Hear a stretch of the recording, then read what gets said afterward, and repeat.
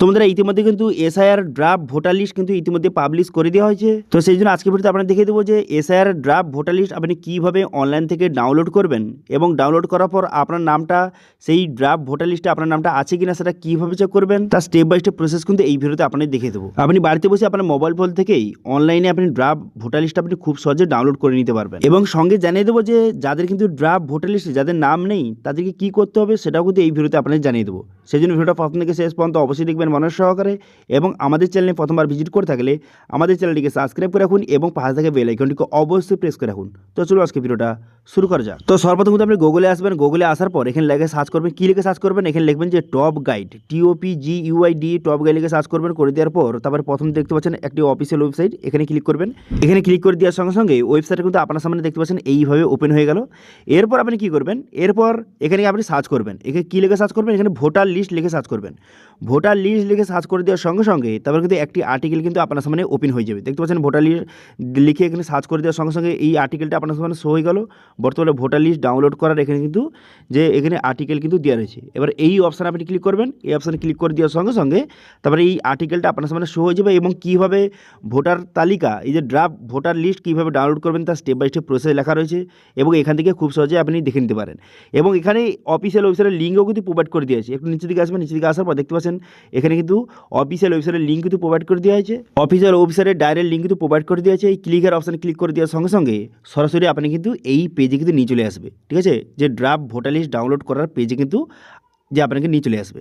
ঠিক আছে, এখানে চলে আসার পর এরপর আপনি কী করবেন, এরপর কিন্তু এখান থেকে আপনাকে স্টেটটা প্রথম সিলেক্ট করতে হবে। এখানে বর্তমানে 2026-এ ড্রাফট ভোটার লিস্ট ডাউনলোড করার জন্য এখানে প্রথম স্টেটটা সিলেক্ট করবেন, ওয়েস্ট বেঙ্গল সিলেক্ট করবেন।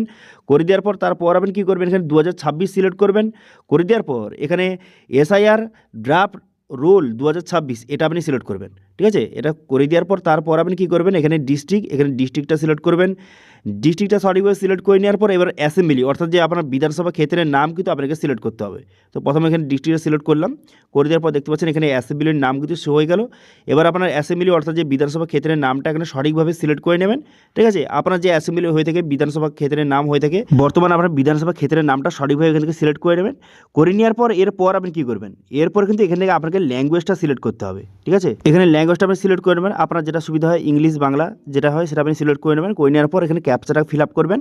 ক্যাপচাটা ফিল করে এরপর কিন্তু বুথ কেন্দ্রের নাম কিন্তু আপনাকে সিলেক্ট করতে হবে যেখানে আপনি ভোট দিতে গিয়েছিলেন। ঠিক আছে, সেই যে বুথ কেন্দ্রের নাম এখানে কিন্তু শো হয়ে গেছে, পুরো লিস্ট আপনার সামনে শো হয়ে গেছে। এখান থেকে আপনাকে সেটা সিলেক্ট করতে হবে। ঠিক আছে, এবার আপনি এখানে আপনি সার্চও করতে পারেন, এখানে সার্চ বাটন দেখতে পাচ্ছেন এখানে দেওয়া রয়েছে। এবারে আপনার বুথ কেন্দ্রের নামটা কিন্তু এখানে সার্চ করবেন। ঠিক আছে, সার্চ করে দেওয়ার সঙ্গে সঙ্গে সেটা শো হয়ে যাবে, তারপরে সেটা আপনি সিলেক্ট করে নেবেন। ঠিক আছে, এখান থেকে পুরো লিস্ট শো হয়ে যাবে। এখান থেকে আপনার বুথ কেন্দ্রের নামটা এইভাবে ঠিক চিহ্ন মেরে দেবেন। ঠিক আছে, ঠিক চিহ্ন মেরে দেওয়ার পর এবার যদি মনে হয় আপনার পুরো লিস্ট আপনার ডাউনলোড করা প্রয়োজন, সেক্ষেত্রে এখানে ডাউনলোড অপশানে ক্লিক করে ফুল লিস্ট আপনি ডাউনলোড করতে পারবেন। ঠিক আছে, আপনার যে বিধানসভা ক্ষেত্রে যতগুলি যে বুথ কেন্দ্র রয়েছে সমস্ত লিস্ট ডাউনলোড করার জন্য এই অপশানে ক্লিক করবেন। অথবা যদি আপনার নির্দিষ্ট যে আপনি যেই বুথ কেন্দ্রে ভোট দিয়েছেন শুধু সেই বুথ কেন্দ্রের লিস্ট ডাউনলোড করার জন্য আপনি সেটা সিলেক্ট করবেন। করে দেওয়ার পর এখানে দেখতে পাবেন ডাউনলোড অপশান দেওয়া রয়েছে, এই ডাউনলোড অপশানে ক্লিক করবেন।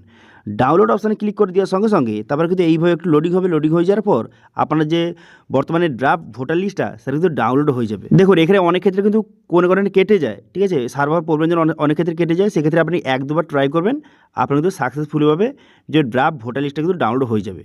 ঠিক আছে, তবে ডাউনলোড হয়ে যাবে সেটা আপনি ওপেন করবেন। ওপেন করার পর এখানে উপরে লেখা থাকবে যে নির্বাচক তালিকা 2026 এরকম লেখা থাকবে। তারপরে লেখা দেখতে পাচ্ছেন যে সংশোধনের বছর 2026 লেখা রয়েছে এবং এখানে লেখা রয়েছে দেখতে পাচ্ছেন বিশেষ নিবিড় সংশোধনের অন্তর্গত প্রকাশিত খসড়া তালিকা 2026 লেখা রয়েছে দেখতে পাচ্ছেন। এবং যে কবে পাবলিশ হয়েছে 16/12/2025, 16ই ডিসেম্বর কিন্তু প্রকাশ করা হয়েছে। এবার এখানে আবার নিচের দিকে আসবেন, নিচের দিকে আসার পর এখান থেকে আপনি চেক করে নিতে পারবেন যে আপনার নামটা এখানে রয়েছে কিনা।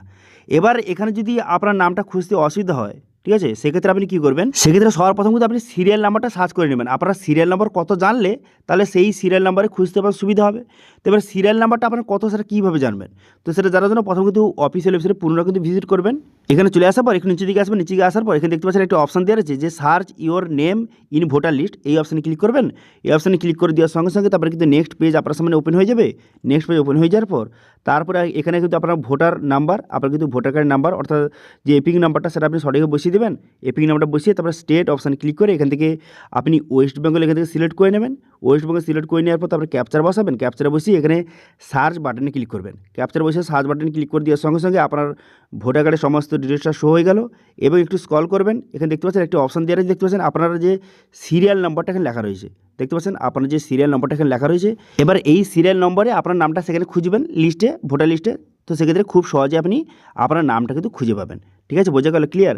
তো এইভাবে বর্তমানে যে ড্রাফট ভোটার লিস্ট বর্তমানে পাবলিশ করে দেওয়া হয়েছে ইতিমধ্যে, এখান থেকে খুব সহজে আপনি ড্রাফট ভোটার লিস্টে ডাউনলোড করে আপনার নামটা আছে কি না আপনি চেক করে নিতে পারবেন, অথবা আপনার পরিবারের সমস্ত জনের নামটা আছে কি না আপনি খুব সহজে চেক করে নিতে পারেন। ঠিক আছে, এবার যাদের কিন্তু ড্রাফট ভোটার লিস্টে যাদের নাম নেই তারা কি করবেন, তারা কিন্তু তাদের বিএলও রয়েছে, তাদের বিএলওর সঙ্গে কন্ট্যাক্ট করতে পারেন। ঠিক আছে, বিস্তারিত জানার জন্য। তো এই ছিল আজকে আপডেট। ভিডিও ভালো হয়ে থাকলে ভিডিওকে লাইক করে দেবেন এবং ভিডিও কিন্তু বন্ধুর সঙ্গে শেয়ার করে দেবেন, এবং আমাদের চ্যানেলে প্রথমবার ভিজিট করে থাকলে আমাদের চ্যানেলটিকে সাবস্ক্রাইব করে রাখুন এবং পাশে থেকে বেল আইকনটিকে অবশ্যই প্রেস করে রাখুন।